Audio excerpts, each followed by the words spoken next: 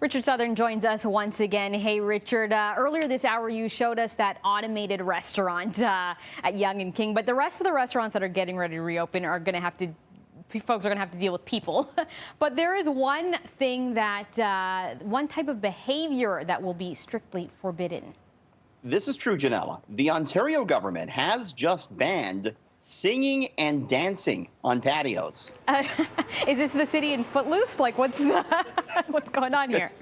Forget bringing your guitar, Ginella, when the patios do reopen. Now, this is true. New regulations were added to the provincial government's Emergency Management Act that states, and I quote, "No dancing or singing may be permitted in the outdoor dining areas of bars and restaurants under Stage 2.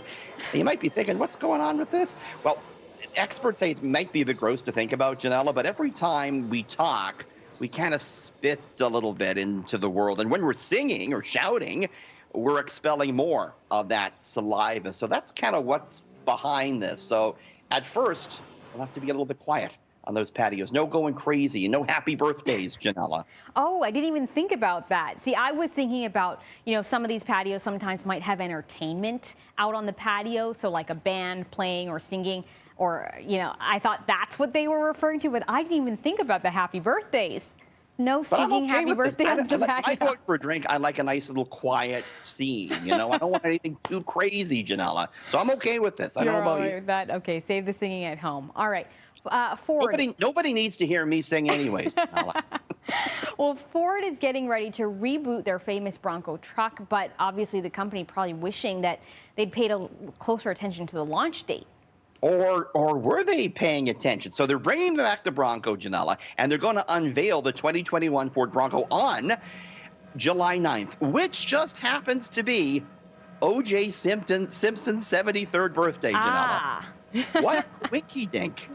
Of course, like 100 million people watched what we're watching here, June 12, 1994. Police chasing Simpson in his 1993 Bronco. Now, a Ford Motor Company representative said the launch date was purely coincidental, but that the company has no plans to change it. Hey, by the way, Ginella, that 93 Bronco we're looking at, it's currently in a crime museum in Tennessee. You can actually go look at it. Where were you when that was happening? Were you watching that? I'm going to reveal my age and say I was in the 2nd grade when that happened. Yeah, I was like 10 years old, too, at home with the family, but we were watching the OJ. Yeah, as you were in the womb. You weren't even born yet.